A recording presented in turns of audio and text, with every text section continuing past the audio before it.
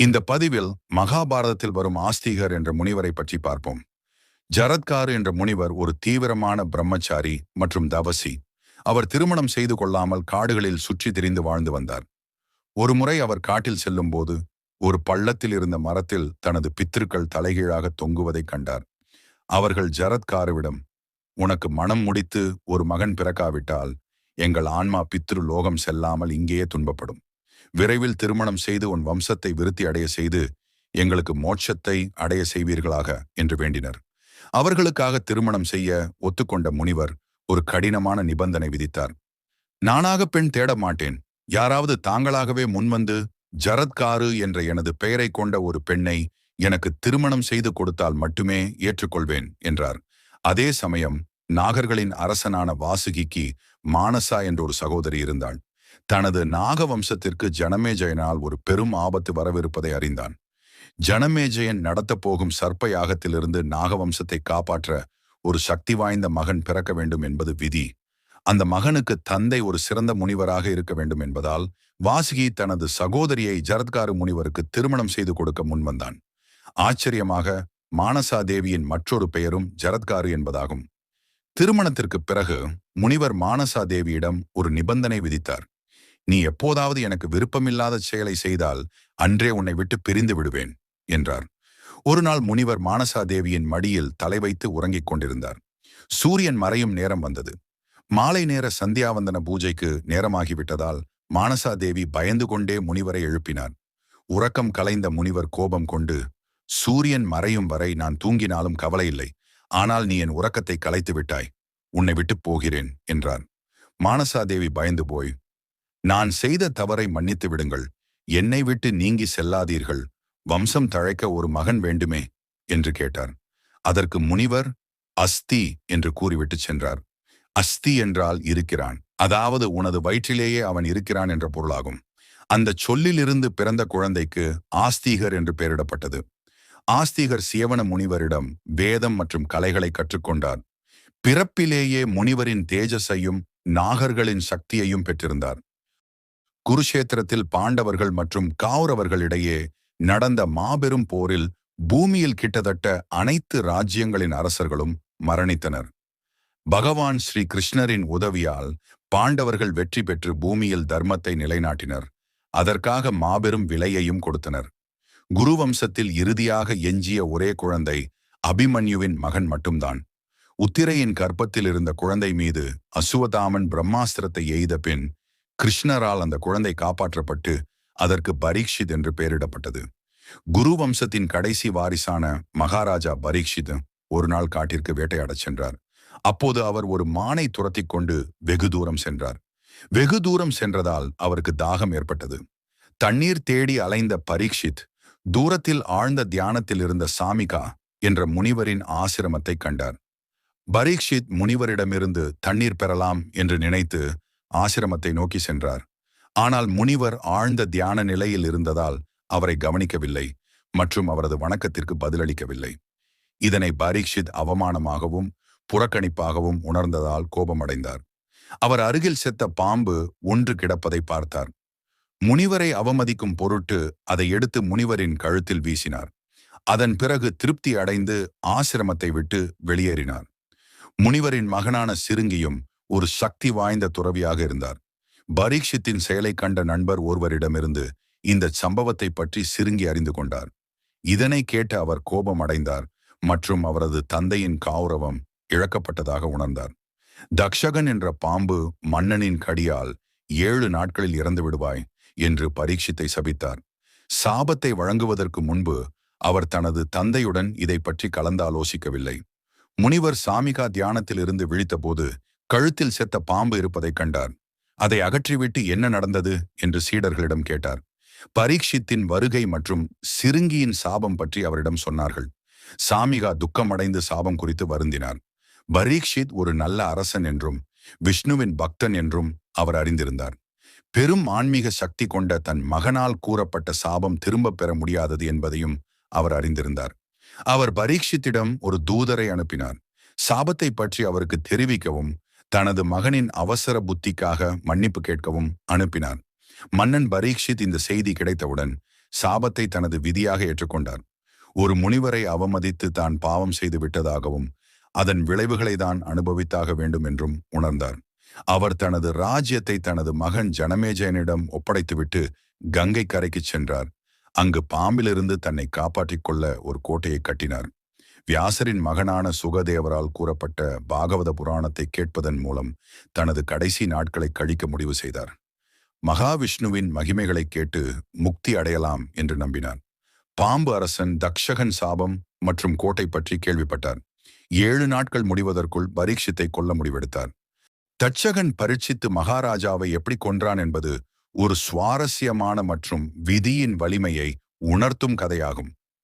7வது நாள் நெருங்கிய போது கோபுரத்தை சுற்றி மந்திரவாதிகளும் காவலர்களும் மிக தீவிரமாக கண்காணித்து வந்தனர்.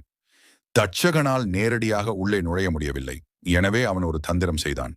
தனது நாக இனத்தை சேர்ந்த சில பாம்புகளை முனிவர்கள் வேடத்தில் மாறச் செய்தான்.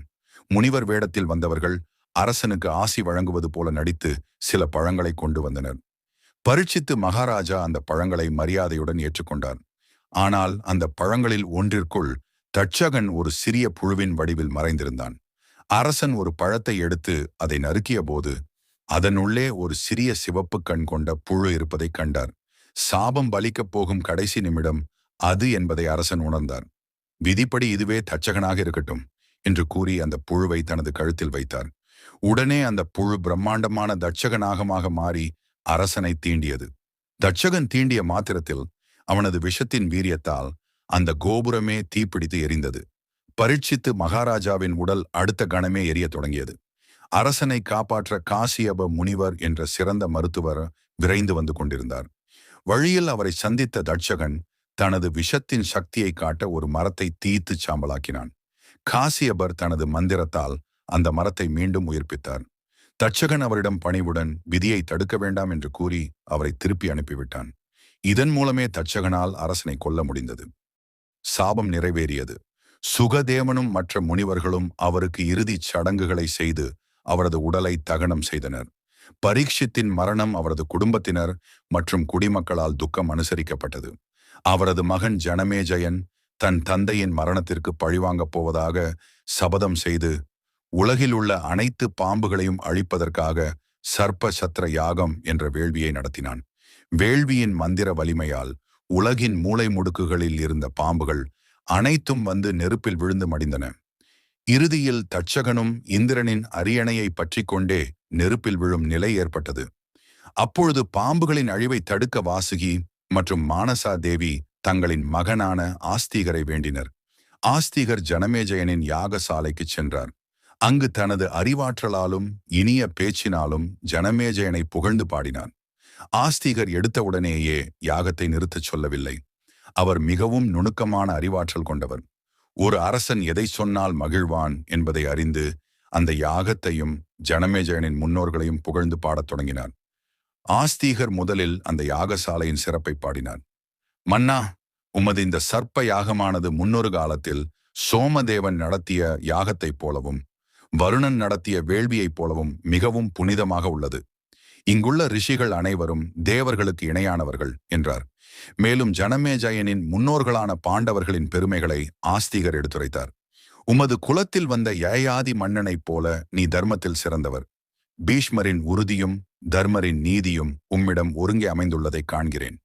உமது பாட்டனார் அர்ஜுனன் தேவர்களையே வென்றவர். அத்தகைய வீர குடும்பத்தில் பிறந்த நீ இந்த யாகத்தின் மூலம் உமது புகழை நிலைநாட்டுகிறீர். மேலும் ஆஸ்திகர் மன்னனை இந்திரனுடன் ஒப்பிட்டு பாடினார். இந்திரன் எவ்வாறு அசுரர்களை அழித்து தேவர்களை காத்தாரோ அதுபோல நீ தர்மத்தை நிலைநாட்டுகிறாய்.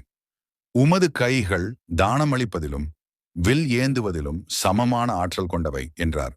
இந்த துதியின் ஊடாக ஆஸ்திகர் ஒரு முக்கியமான கருத்தை சொன்னார். மன்னா, பழிவாங்குதல் என்பது ஒரு தர்மமாக தோன்றினாலும் உயிர்களை காப்பதே மிகச்சிறந்த தர்மம். சினம் என்பது நெருப்பை போன்றது. அது பகைவனை பொசுக்குவதற்கு முன் உன்னையே பொசுக்கிவிடும் என்றார்.